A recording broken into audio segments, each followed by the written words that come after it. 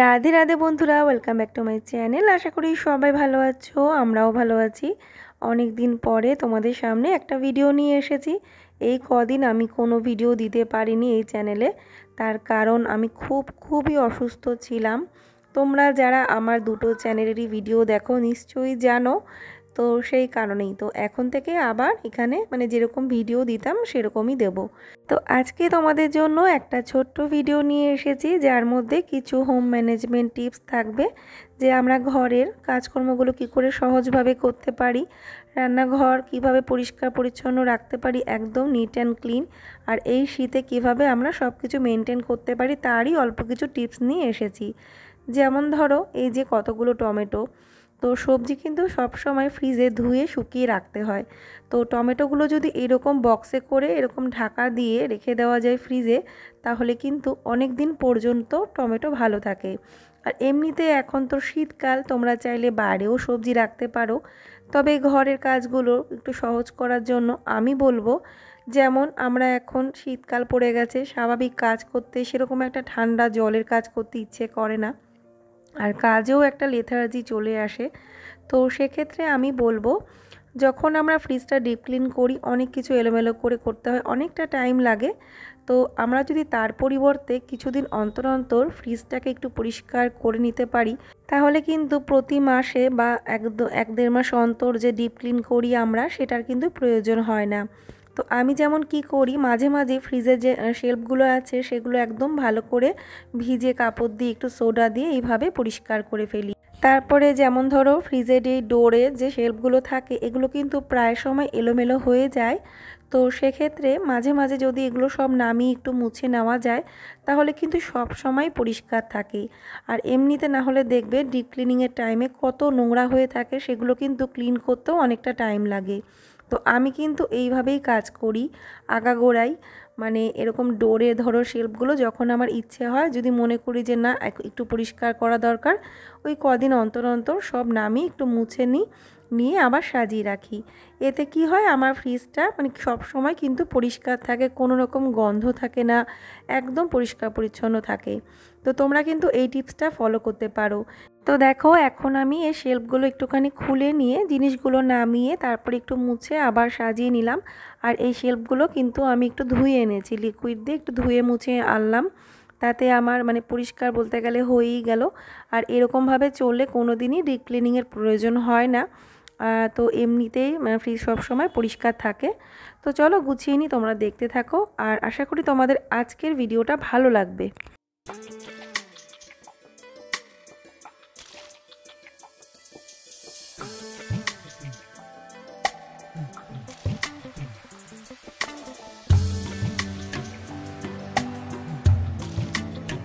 একইভাবে নিচের শেলফটা পরিষ্কার করে নিলাম। তো দেখো, যখন ফ্রিজে আমরা চকলেট, বিস্কুট এগুলো রাখি, যেগুলো ধরো ফ্রিজে রাখার প্রয়োজন হয়, সেগুলো যখন প্যাকেটে করে আনা হয়, এলোমেলো করে না রেখে এরকম যে বক্সে আনা হচ্ছে সেটাকে একটু ফোল্ড করে বক্সের মতো বানিয়ে এইভাবে কিন্তু রাখলে জিনিসগুলো গোছানো থাকে।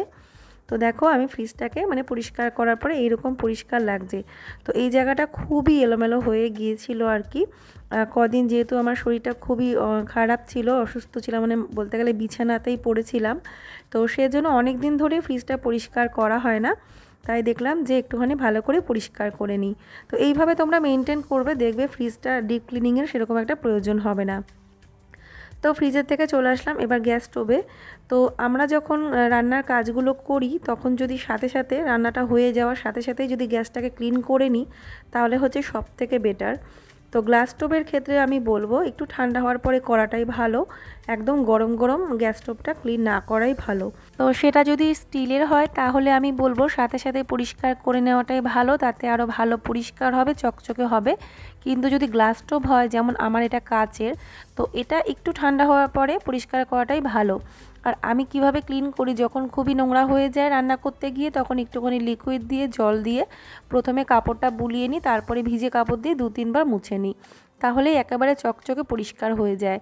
এছাড়া একটু কলিন দিয়ে স্প্রে করেও মুছে নেওয়া যায়, বা একটু কিচেন ক্লিনার স্প্রে করেও মোছা যায়, তাহলে আরও চকচক করবে, জল লাগানোর প্রয়োজন হয় না। তবে আমি বলবো, রান্নার পরে দিনে একবার অন্তত, যেহেতু দুপুরে আমাদের মেন রান্না হয়, তো দুপুরের রান্নার পরে মানে গ্যাস স্টোভটা একটু লিকুইড দিয়ে ভালো করে পরিষ্কার করে নেওয়াটাই ভালো। রাতের বেলার দিকে একটু কিচেন ক্লিনার কিংবা একটু কলিন দিয়ে মুছে নিলেই হয়ে যায়। তো সেক্ষেত্রে শীতকালে খুবই সুবিধে, একটা টিস্যু নিয়ে একটুখানি কলিন স্প্রে করে মুছে নিলে গ্যাস স্টোভ পরিষ্কার, জল ব্যবহারের কোনো প্রয়োজন নেই।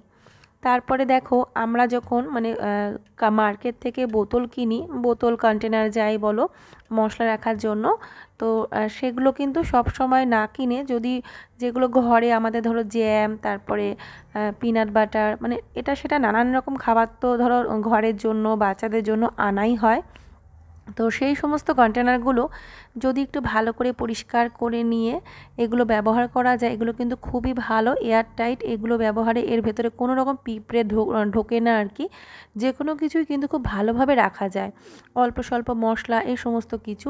তো আমি কিন্তু সব সময় এই কন্টেনারগুলোকে এরকম ধুয়ে মেজে নিই ব্যবহারের জন্য, কোনো সময় ফেলে দিই না।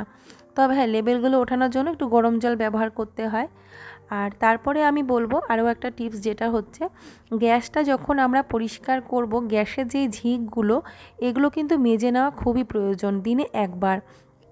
যেমন আমি রাত্রেবেলায় মেজে নিই, তো এতে কি হবে, কোনো রকম জং ধরবে না। কিন্তু মানে এখন যে গ্লাস স্টোভটা বেরিয়েছে ধরো, যেটা আমি ব্যবহার করছি, এগুলোর থেকে আমি বলবো স্টিলের যেগুলো হয় না সেগুলো অনেক লং লাস্টিং করে। তো আমার যে স্টিলের মানে এটা নিচ দিয়ে যে স্টিলের একটা রিংয়ের মতো ছিল, সেটা কিন্তু নষ্ট হয়ে গেছে অনেক আগে। মানে স্টিলের না, সরি, ওটা লোহার ছিল, ব্ল্যাক কালারের, তার জন্যই ওটা জং ধরে নষ্ট হয়ে গেছে। তো এমন কিছু কিন্তু আমি মেনটেনেন্সের কোনো অভাব রাখিনি, ভালোভাবে মেনটেন করেছি, তা সত্ত্বেও জিনিসটা নষ্ট হয়ে গেছে। তো সেক্ষেত্রে আমি বলবো এই সবের ছোটো ছোটো জিনিসের ক্ষেত্রে আবার স্টিলের গ্যাস স্টোভটা বেশি ভালো। তো যাই হোক, যেমন এগুলো কিন্তু পরিষ্কার করতেই হয়, আর সব কিছু পরিষ্কার পরিচ্ছন্নের একটা ব্যাপার আছে। যেমন চুলা যখন মানে আমরা পরিষ্কার করি তখন তো পুরোটাই করা দরকার, সেজন্য দিনে একবার এইগুলো নামিয়ে নিয়ে একটু ভালো করে মেজে শুকিয়ে আবার ব্যবহার করা উচিত। এতে কি হবে, জিনিসটা লং লাস্টিং করবে, পরিষ্কারও থাকবে আর জং ধরবে না। তো হয়ে গেল একটা টিপস। তারপরে এবার চলে যাব আরও একটা টিপসে। তো সব সময় রান্নার বাসন মানে যা কিছু আমরা বাসন মাজি সিঙ্কে, সেই বাসন মাজার পরে কিন্তু আমাদের উচিত সব সময় সিঙ্কটাকে একবার মেজে নেওয়া বাসনের মতোই। তাহলেই কিন্তু আমাদের সিঙ্কটা, রান্নাঘরের সিঙ্ক সব সময় চকচকে পরিষ্কার নতুনের মতো থাকবে।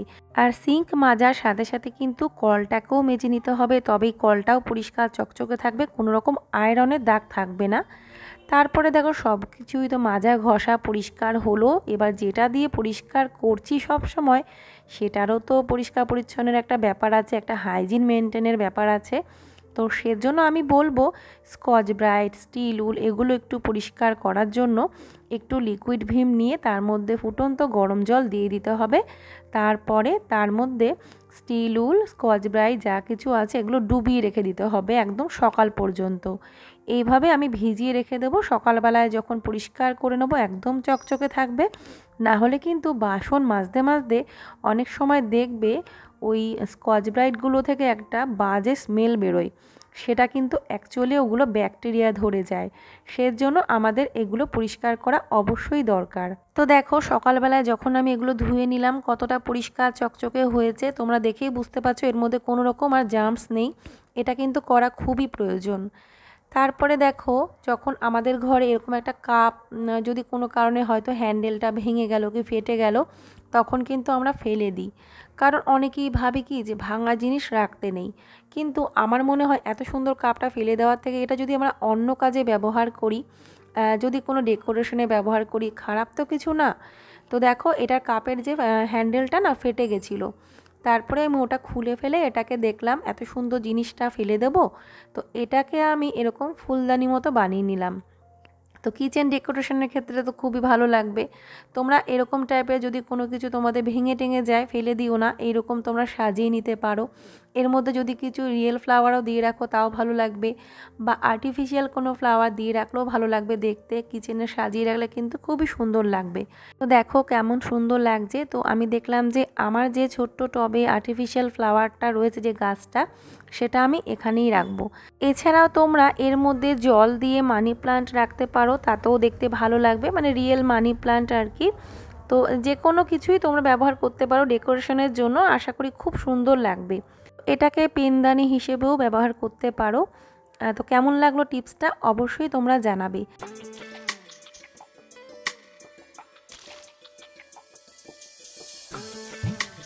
তো তারপরে দেখো এটাকে তোমরা চামচের স্ট্যান্ড হিসেবে ব্যবহার করতে পারো। তো দেখে বোঝা যাচ্ছে, মনে হচ্ছে না এটা মার্কেট থেকে কিনে এনেছি।